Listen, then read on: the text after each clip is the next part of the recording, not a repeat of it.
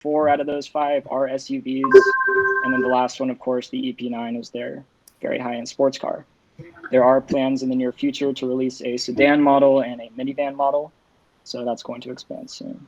And then on the services side, Nio House sounds like it would be like power solutions for your home, but it's really just a giant clubhouse in Beijing where Nio customers just get together. It's very weird. And then they have Nio Service, which is a string of service stations for Nio customers where they can go and get their car serviced for free. And then Nio Power, which is their network of charging stations and battery swap stations across eastern and central China, which as of now, Nio customers can use for free. Take a look at their market share. Nio is highlighted in yellow there, and they account for about 1/4 of the electric vehicle market in China. And then competitive advantages. What does our team think that sets Nio apart from other electric vehicle companies? And obviously that specialization in the electric SUV market. But what we're really looking at is their power swap stations. So their power swap battery stations allow for a 100% charge on any Nio vehicle in a matter of about 3 minutes. And there are currently about 150 of these battery swap stations, about 50 of which are on China's main highway across eastern China, connecting all of its cities. So we think that's very special, and that's what kind of sets them apart from Tesla and all these other competitors. I'll pass it off to Chris to talk about William Li. Yeah, hey guys, I'm Chris, going over some of the management. So William Li is the CEO of Nio, and a lot of people is like kind of his nickname is the Elon Musk of China. And so he's from a dairy farm leading to one of China's fastest growing electric vehicle startups. With that being said, he's a self-made billionaire. He has a net worth of $8.1 billion, which like I said, he grew up as a farmer. Now he's a billionaire. Education-wise, he went to Peking University, and then in terms of what he's done in the past, he's also only like 46 years old, so he's pretty young. I think Elon Musk's like 49, so pretty similar in age. What he's done in the past, he's founded Bit Auto Internet Company in 2010, which ended up reaching $1 billion in value, and then he ended up selling that. And then Li has co-founded and invested in over 40 companies in the internet and automotive industries, which are talking about some more competitive advantages. They're being led by someone who knows more or less what he's doing and has been successful in that industry. And he's also Chinese, therefore he knows the Chinese market very well. And just a quick bio about him, that he is a notable Chinese entrepreneur because he's been part of over 40 companies, started a couple of successful ones, and he's the founder and CEO of Nio and BitAuto, like I said, and it's estimated that Li's net worth is around $8.1 billion. They also co-founded and invested in over 40 companies, which was definitely helpful. Some of his strategic actions, Nio's innovative service offerings such as lifetime battery exchange, free warranty, and other benefits support premium pricing of its cars. And from those, the tangible results, the service offerings have made products more affordable, and consumers have identified these aspects to set themselves apart from a competitive industry. As in China, that's kind of the issue. It's a very competitive industry, but he knows more or less what he's doing, and he's already made some adjustments to that. Now you go to the next one. I think Alex has this one. All right. Hi, everybody. My name is Gabe. I'm talk a little bit about their share price as well as some other things. So as you can see from kind of their IPO over here, in 2018, they were trading at pretty consistently under $10. And then in around May of 2020, their price kind of shot up, and that was driven by their demand for vehicles and how strong it was despite COVID and kind of a suffering economy in general. They also secured some long-term funding that kind of brightened their horizons a little bit, and investors kind of like that. So prices shot up. And then in September of 2020, they just kept delivering these cars and kept making sales and beat expectations. So investors were really optimistic about that and kept, obviously the stock price kept climbing. And then it dipped a little bit, but then in December of 2020, they announced 68 million shares, 80 ADR, and that raised them about $3 billion. Talk a little bit about their risks. I would say one of the lowest risks in terms of probability and significance is their model availability. So right now they kind of do specialize in the SUV market. That is a little bit of a risk. Also a strength, some would argue, but like Freeman was talking about earlier, or Devin was talking about earlier, they're looking to expand into kind of a minivan and maybe even make a sedan. One of the most significant risks, or I would say one of the higher ones, is their expiring patents. So they have around 1,200 patents right now related to their battery swap technology. And when that expires, that could give competitors kind of access to their technology, which is quite a risk. But none of those are expiring anytime soon, so that's kind of good. In terms of new entrants, so they obviously the EV market is a market that's always evolving. The technology is always changing. And just as they are new entrants in the industry and already kind of shaking things up, another company could do the same thing. I think the biggest risk when it comes to them is definitely market competition. They are new into the industry. They don't have as much knowledge, as much experience in the industry as a company like Tesla does. So I think that is definitely the biggest risk. And in terms of key risks, we have that they don't plan on opening a plant in the United States, so they can't really directly compete with Tesla sales over here in the United States. But they are expanding, so they are actually opening up headquarters up in Oslo, I believe. So, they are planning on expanding towards in Europe and then hopefully moving over to the United States a couple of years, although there's no definitive plans yet. And then, like I said earlier, another key risk is that they just don't have the history in this kind of market. And they're still trying to work out exactly how everything operates. But they have been doing a good job. All right, and then talk about some of the competitors. Obviously, Tesla's a big one. We have BYD and GM as well.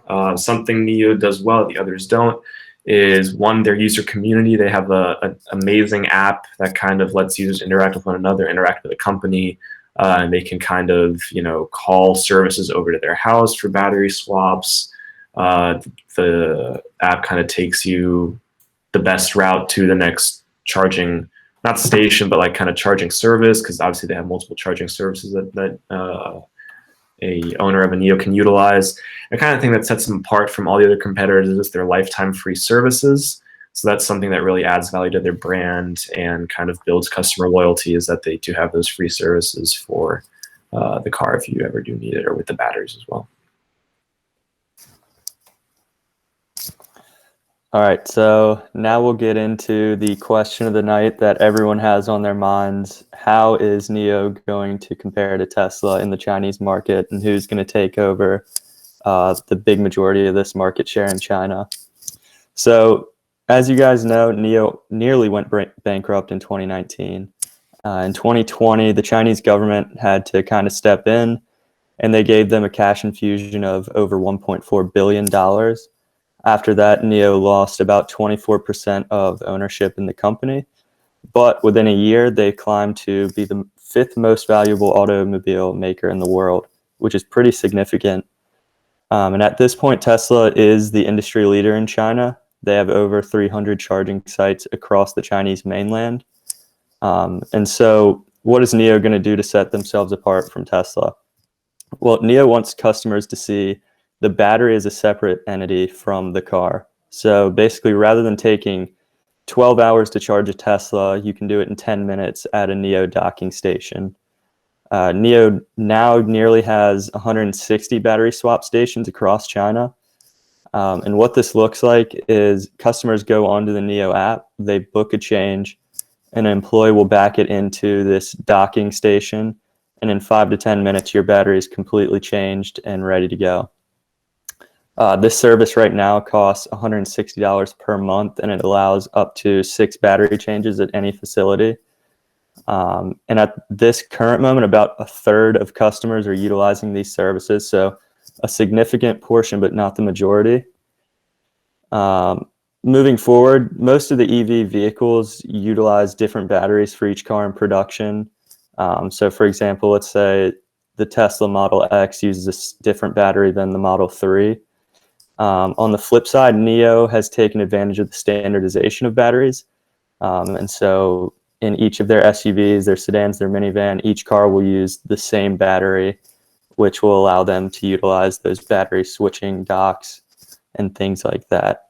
And going off of that, this will just allow them to lower costs in the long run and increase their efficiencies in production.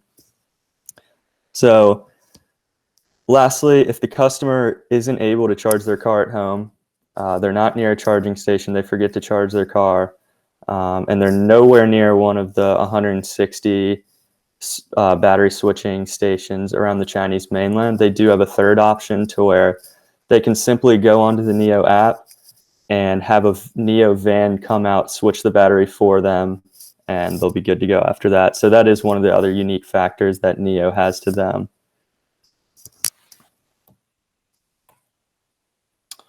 All right, moving along to our investment thesis. So with a vastly growing Chinese EV market, we believe that Nio will be able to take advantage of their proprietary technologies that we spoke of in the last slide.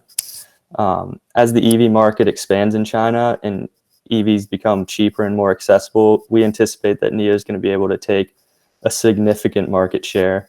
We also believe that the innovative technologies such as the power swap system and network that we spoke about in the previous slide, and their brand is going to allow them to enjoy significant growth in the Chinese market going forward. Lastly, Nio is taking the automobile user experience to the next level with their app and user services. Users are able to schedule immediate battery changes or have those vans come switch batteries if they find themselves in a bind. They have their Nio Home, which enhances the user experience and exclusivity. And so lastly, this is relieving the stigma of not having enough charging stations and running out of charge, in the middle of nowhere that some people might find when they're looking to buy an electronic vehicle. Okay, on to the valuation. I'll pass it off to Dut. Yeah, now looking at some of the ratios, starting off with the EV to sales ratio, this is pretty high compared to the industry. But we believe that this is because investors investors believe that they will grow into their EV from a sales standpoint. And moving over to sales growth, since they're a little bit younger, they've experienced tremendous sales growth over the past couple of years, even throughout the COVID pandemic, producing a lot of cars and selling them, beating the industry, and then using most of that money for R&D. They put a large percentage of their revenue towards their R&D to continue to develop and innovate in their industry. And looking at their debt to EV ratio, that's pretty much in line with the industry. So that was good there. And their current ratio is very solid. And this just means that they have the assets on hand to pay off any short-term debts or short-term obligations. So that's a great sign right there. And then moving into next slide, their debt more specifically, because that might raise some questions. Looking at the ratios to begin with, their debt to equity ratio is a little bit bigger than the industry average or industry median, but it is still under 1, so that's good. And their quick ratio is also very strong and a lot stronger than the industry median. And so regarding their debt, a large portion of it is long-term debt. So they won't have to pay it off anytime soon, which allows them to generate more money and more revenue in order to pay this debt off. And their management has implemented plans to increase their revenue and optimize their operations in order to gain better and stronger cash flows. And with that, that would make them in a better position to pay off any debt. And then in their 10K, they mentioned several times that they feel very comfortable being able to pay off any debt obligation that is coming at them in the future. All right, now to look a little bit at their annual revenue and their annual earnings. I'm going to start off with the revenue so you can clearly see a strong uptrend there. We only have data from 2018 to current, but it increases it by a steady percent, or has increased by a steady percent every single year. And looking at some news that they released, In January 2021, they increased their sales by 352% over the last January, and they delivered around 7,000 vehicles, a little over 7,000. So that just shows, I mean, they had a strong year. The 2020 was their strongest year since, and that was in the middle of a pandemic. So that shows that demand for their vehicles is very high and that they're able to supply those vehicles, which is obviously a great thing. Moving on to their earnings, 2018 looks a little scary there, but that was when they released their first commercial vehicle, I believe it was the ES8. So obviously production costs ramped up. They also had R&D because they started developing their ES6 model. And then they also had selling expenses, and that's kind of why the earnings were so low. But then the years after that, you can clearly see a sharp decline in that, both in 2019 and 2020. Showing that they can kind of manage that, and that the demand for the vehicles is high enough for them to, earn a decent amount of money from that. And we think they're going to break even with their profit, or break even with their earnings and make a profit in about 3 to 4 years. Okay, so lastly, for reasons to buy, the reasons we came up with pitching Nio rather than another company such as XPeng or Tesla, which are the market leaders in China, we believe that Nio has cheap and efficient battery swapping technology that's going to revolutionize the EV industry. We also expect that they'll break even, like Gabe said, in the next 3 to 4 years. They have strong leadership under William Li, which is going to drive their growth for the future. Their current specialization in the SUV market has allowed them to capture pretty much that entire market. And even going forward, they'll be able to, take advantage of the sedan and minivan market. And then lastly, their ability to manufacture and sell vehicles to the Chinese market for cheaper than Tesla. And so we recommend a $2,000 position in the C fund portfolio, which is around 50 shares. And this is kind of a small position, but we want to be slightly exposed to the EV market and also international markets. And so now we'll take it for any questions.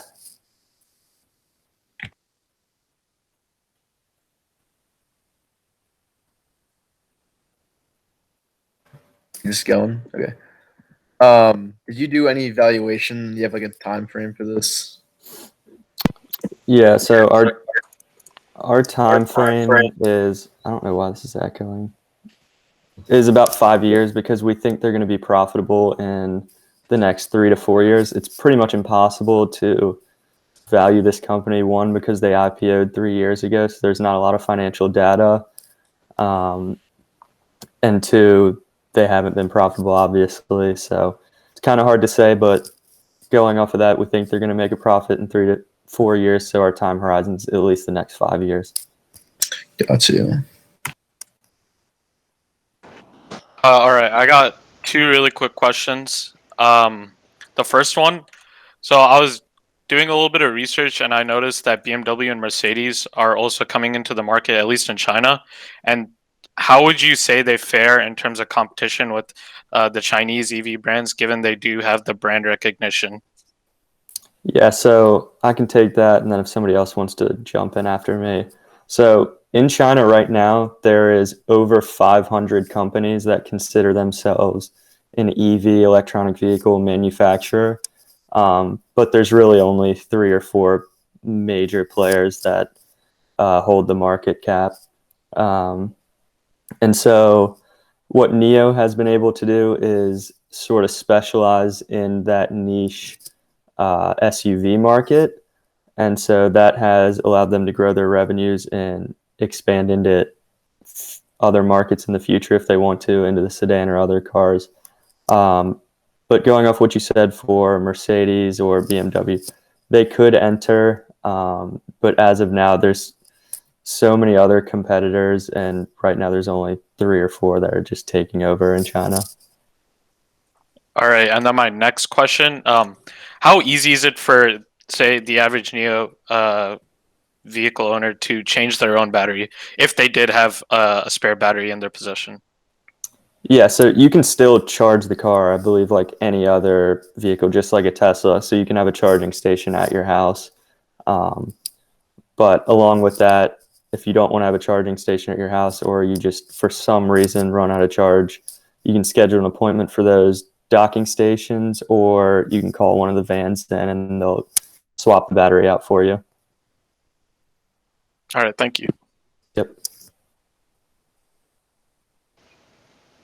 So my question, so before Nio actually had their IPO, they got a huge investment by Tencent, and I'm not sure what Nio's current debt status is for their long term, but I know they like to blow cash really like a lot. Is Tencent looking into investing more into the company since they hold a huge portion of shares in Nio? I'm not 100% sure on that. I can look into that and bring that to PMC, but I didn't look into Tencent's investment into them. Baidu and Lenovo also invested heavily before their IPO in about 2015, I think around the same time as Tencent did. All right. So you mentioned the deal, I think it was 2019, 2020, that was $1.4 billion bailout. I looked into it a little bit more. So the result of that was 24% of their subsidiary company, I think is Nio China, belongs to the investors of one of the Chinese cities. But one of the things that came along with that, one of the stipulations was if they don't hit specific sales targets in the next 5 years that are yearly, the investors can pull all of their money after 5 years at an 8.5% premium. Do you see this as a potential risk because they are in your company and they may not hit these sales targets? Because that would completely destroy their subsidiary. No, we don't see that as a problem at all. As you can see from their sales growth and their operation stats, year over year, they have 58% sales growth. And so we also looked into those stipulations in the contract, and they've hit all of their targets thus far. And we think with this amount of growth going forward in comparison to the industry, they're going to be fine. All right. Thank you. Yep. I have two questions. Who manufactures the batteries, and how do they compare against, like, let's say Tesla? Yeah, so I think the difference is, so Nio does not manufacture their own batteries. They outsource for that manufacturing. I'm not sure which exact company it is. And I'm not familiar with Tesla's batteries, but correct me if I'm wrong. I think they manufacture their own batteries. So I think that's the big difference, is Nio outsources for that and Tesla's is in-house. But I could be wrong on that. And then if you had another question. No, that's good. Thank you. Cool. Can you turn up your mic? Yeah, I can't hear. We can No. barely hear you. If you can type your question too, if you can't turn up your mic.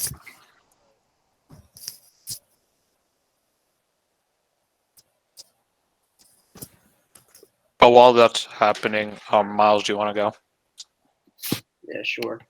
So you could make this argument for virtually any company, but especially in something that's so kind of new. Why would you say to invest in Nio rather than in? Of course, you can't pitch an ETF, but why would you not look for an EV ETF? Why is Nio the one to go for? Anybody else want to? If not, I can jump in. So like I said, there's 500 different EV manufacturers in China. It's a huge market in China, but there's really only three main players. It's Tesla, Nio, and a company called XPeng, I believe. And Li, another company, is also up there. So, if we wanted to get into the EV market in China, we would have to go for one of those four companies, essentially. And we think that Nio's specialization in the SUV market and their proprietary technology going forward with their battery swap stations is what sets them apart and is what's going to push them forward to surpass all of their other competitors. So yes, we could get into, a general EV ETF. That would be fine. But we think for the future, there's a much larger growth opportunity if we stick to just Nio. Thank you. Mm-hmm. Spencer, is your question good to go? Or like, have you fixed your mic or whatever?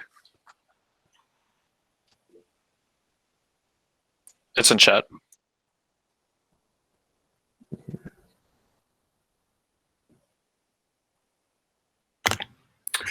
Yeah, I can kind of take this one. So they don't have any plans to expand over here yet in terms of building plants, but like I said earlier, they are looking to expand in general. So they already have plans to kind of expand up to Europe and hopefully open a plant there. They already have headquarters in their plans. And in terms of their batteries, I'm not sure how that would work since they do outsource them to a company in China. And I don't know if they would potentially have to set up a plant to manufacture those. I do know that in China, they don't manufacture their own cars. So they go through a third party called JAC, which is a Chinese state-owned auto manufacturer. So, I mean, if they do kind of expand out here, they could find a plant to manufacture those cars for them instead of, making their own plant as well. Yeah, and just to add on, this is something that I think is pretty cool and unique to Nio as well. So with their kind of battery leasing service, you can pay $140 a month and for this battery subscription, and I believe you just take it to one of the, swapping stations and flip out the battery whenever it runs low. If you choose to go this route, it's an option on the car package or whatever.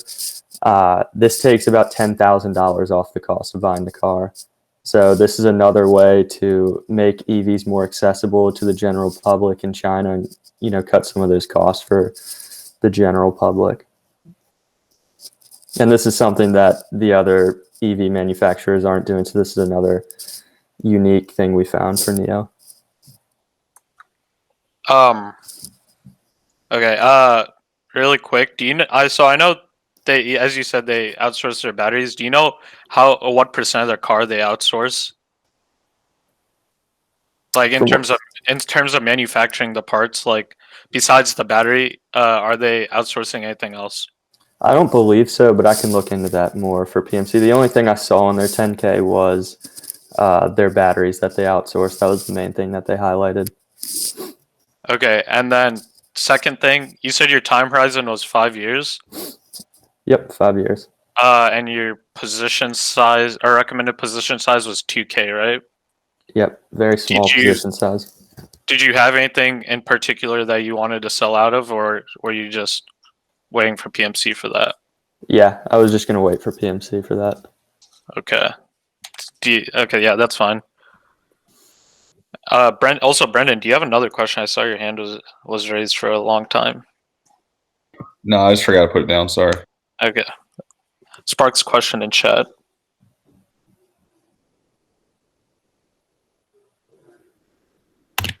Yeah, I mean, they did have their ADR over here, which I think was like 3 billion in.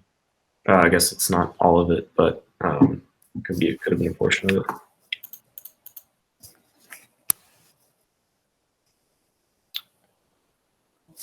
Yeah, I'm not sure, Michael. I'll get back to you on that one. All right. If nobody else has any questions, then I think we're good. Yo, good pitch, boys. The redemption for DraftKings. That's what I look at it as. But I love this company. All right, that's just me at least. But if no one else has any questions, yeah, have a good night, everyone. And congrats to Freeman on his final pitch in C-Fun. Yeah. And Dutt, me and Dutt both. That's it. And Dutt too. Yeah. Congrats, boys. Hopefully this one's a banger. And then Aiden Wheeler stay after. All right. Thank you, everybody. Have a good night. Thanks, guys. Good night. PMC investment. Yep.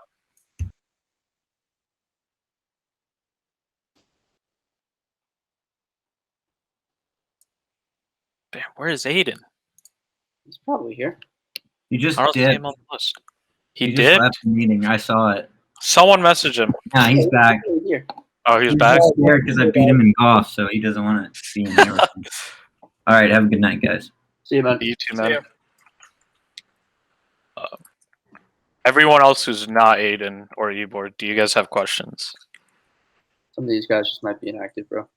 Yeah, that's what I'm thinking. All right, I'm just gonna remove them then.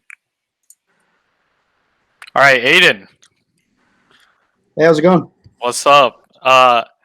So I was being told by Miles and Zach that you already had a fully fledged plan to make a trading challenge within the fund, and I know this was something that eBoard has talked about earlier, like when we initially got elected.